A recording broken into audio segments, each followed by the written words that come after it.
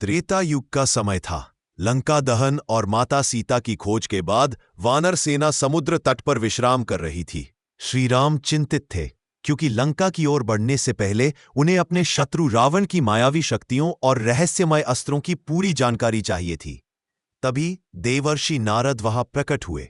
नारद जी ने कहा, हे राम, रावण ने उत्तर दिशा में स्थित मायावी पर्वत पर एक ऐसा यंत्र छिपा रखा है जो युद्ध के समय लंका को अदृश्य कर सकता है।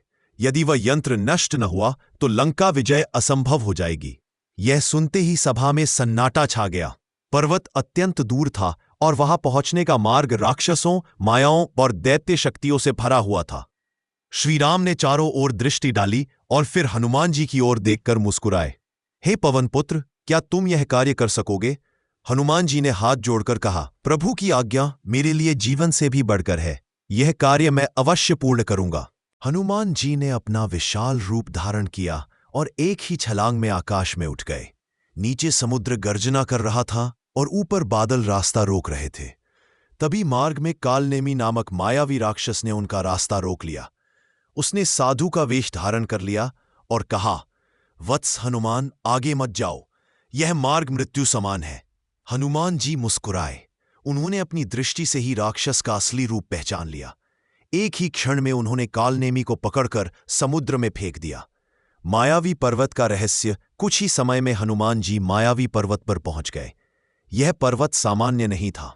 जैसे ही कोई वहां कदम रखता, उसे अपने सबसे बड़े भय का सामना करना पड़ता। हनुमान जी ने जैसे ही पहला कदम रखा, पूरा पर्वत हिलने लगा। अचानक उनके सामने एक भयानक दृश्य प्रकट हुआ। एक ऐसा रूप जिसमें राम और लक्ष्मण घायल पड़े थे। क्षण भर के लिए वातावरण भारी हो गया, पर अगले ही पल हनुमान जी ने आंखें बंद कर राम नाम का स्मरण किया। यह माया है, उन्होंने दृढ़ स्वर में कहा। जहां राम है वहां भय नहीं हो सकता। माया तुरंत नष्ट हो गई।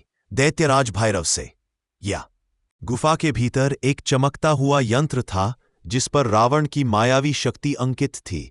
हनुमान जी ने उसे देखते ही राम नाम का उच्चारण किया और अपनी गदा से एक प्रहार किया। एक भयानक विस्फोट हुआ। पूरा पर्वत कांप उठा। मायावी पर्वत अपनी शक्ति खो बैठा और साधारण पत्थर में बदल गया। हनुमान जी तुरंत समुद्र तट की ओर लौटे। श्री राम और वानर सेना प्रतीक्षा कर रही थी।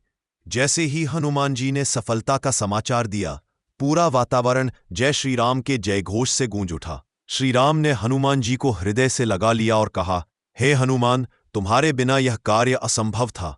तुम केवल मेरे दूत नहीं, मेरे आत्मा के समान हो। हनुमान जी ने विनम्रता से सिर झुका दिया। प्रभु,